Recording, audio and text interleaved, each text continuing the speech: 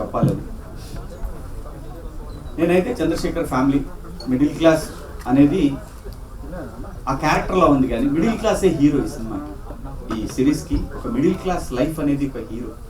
దాంట్లో వచ్చిన పాత్రలు ఇవన్నీ, ఆ పాత్రకు సంబంధించినటువంటి ప్రతి ఒక్కటి కూడా. అంటే మా ఫాదర్ టీచర్ కాదు, కానీ కష్టాలు అందరి అవే, డబ్బులకు కానీ రకరకాలు ఉన్న దాంట్లోనే సర్దుకొని నలుగురిలో బయటపడకుండా ఎలా ఫ్యామిలీని నడపాలి అని తపన పడే మా నాన్న లాంటి వ్యక్తులు ఈ సమాజంలో 95% ఉన్నారు. అలాంటి ఆ మిడిల్ క్లాస్ సంబంధించినటువంటి ఆ కథ నాకు కనెక్ట్ అయింది. ఈ జనరేషన్కి వస్తే ఈ కథలో ఉన్నటువంటి రోహన్ పాత్ర నా చిన్న కొడుకు కనెక్ట్ అయింది. సో ఇలాగా రకరకాల పాత్రలన్నీ కూడా నా చుట్టూ ఉండే పాత్రలు. కానీ ఇంకొకటి హానెస్టీ, దాంట్లో క్యారెక్టర్లో ఉన్న హానెస్టీ. చంద్రశేఖర్ ఏదైతే నేను ప్రశ్నిస్తానో నిజాన్ని మాట్లాడటానికి భయపడినా ఎవరికి, అలాంటి ఒక మాస్టర్ ఇవాళ ఉన్న ఒక ప్రైవేట్ స్కూల్స్ యుగంలో ఒక మాస్టర్ ధైర్యంగా పోయి, నేను గవర్నమెంట్ టీచర్ని అయ్యింది ఒక ప్రైవేట్ స్కూల్లో నా బిడ్డలు చేర్చినందుకు సిగ్గుపడుతున్నానని చెప్పడానికి కూడా సిగ్గుపడని ఒక క్యారెక్టర్, ఆ యాజమాన్యాన్ని ప్రశ్నించి వాళ్ళని మాట్లాడకుండా చేసే ఒక క్యారెక్టర్, ఒక నిజాయితీ. ఆ క్యారెక్టర్లో నిజాయితీ, ఆ చంద్రశేఖర్ గారి క్యారెక్టర్లో ఉన్న ఒక నిజాయితీ, ఇవన్నీ కూడా. అలాగే వాసుకి గారి క్యారెక్టర్లో కూడా ఆ పిల్లల్ని ఆ కష్టాలు తెలిసే విధంగా పెంచే ఒక ఇది. నా వైఫ్ నా పిల్లల్ని ఇద్దరిని అలాగే పెంచింది, మా అమ్మ మమ్మల్ని కూడా అలాగే పెంచింది. ఎన్నో కష్టాలు పడి గుట్టుగా సంసారం చేయటం, అవన్నీ కూడా ఈ కథలో ఉంటాయి. ప్రతి ఒక్కళ్ళ స్టోరీ అనేది మిడిల్ క్లాస్ 90s అనే కాదు, every middle class family story. So అదంతా కనెక్ట్ అవటానే నేను ఈ పాత్రని ఈ సిరీస్ని ఒప్పుకోవడం జరిగిందండి. అలాగే ఈ సిరీస్ వెనకాల ఉన్న నవీన్ మేడారం, ఆయన బ్యాక్గ్రౌండ్ కూడా యాజ్ ఏ టెక్నీషియన్గా తన బ్యాక్గ్రౌండ్ చాలా పెద్దది. తను కథ ఒప్పుకొని ఒక సాటి ఇంకో డైరెక్టర్కి కథ ఇవ్వటం అనేది, అది ఆ ప్రొడక్షన్ తను చేస్తూ ఉంటాను, అది గొప్ప విషయం. ఇతని కథని నమ్మి ఈటీవీ విన్వార్డు చేయటం అనేది డెఫినెట్గా ఇతను కొత్త కురాడు, ఇతనికి ఇవ్వటం అనేది వాళ్ళనే యాక్సెప్ట్ చేయించాడంటే వీడి దగ్గర ఏదో మ్యాటర్ ఉంది విందామని ఖచ్చితంగా విని నిజం ఇది చేయాలి అని అనుకుని ఫిక్స్ చేసిందండి మూర్తి గారు. వాసుకి గారు పొలిటికల్గా కానీ అన్ని రకాలు బాగానే ఉండేవారు, చేసేవారు. అంటే మీ వాయిస్ కూడా బాగా వినిపించేవారు. అలాంటిది ఎందుకు సైలెంట్ అయిపోయారు? అంటే మీకు ఒక ఫ్యాన్ బేస్, అంటే మీరు మాట్లాడేది కూడా సొసైటీ పరంగా మాట్లాడేవారు, ఆ విషయాలపైన కూడా చాలామంది అభిమానులు కానీ ఉండేవారు కదా. అలాంటి శివాజీ ఇప్పుడు పాలిటిక్స్ నుంచి ఎందుకు డైవర్ట్ అయిపోతున్నారు?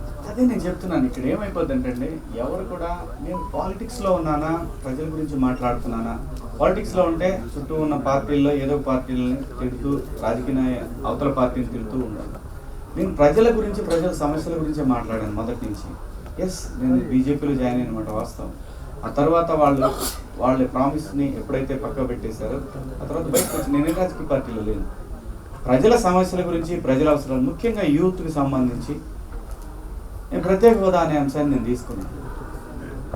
దానికి లీడర్షిప్ చాలా అవసరం. లీడర్స్ కరెక్ట్గా ఉంటే, నిజంగా సింపుల్గా చెప్పాలంటే ఈ రోజున మనకి రావాల్సినటువంటి ఏదైతే ఇన్ఫ్రాస్ట్రక్చర్ ఉందో అది మొత్తం, ఆ సొమ్మంతా ఈ తరానికి చెందాల్సినటువంటి ఇన్ఫ్రాస్ట్రక్చర్ ఏదైతే ఉందో అది ఎనీథింగ్. ఇన్ఫ్రాస్ట్రక్చర్ అంటే వాటర్ కావచ్చు, అంటే క్లీన్ వాటర్ కావచ్చు, హెల్త్ కేర్ కావచ్చు, లేదు రోడ్స్ కావచ్చు, మనకు రావాల్సిన క్లీన్ పవర్ కావచ్చు, ఎవ్రీథింగ్.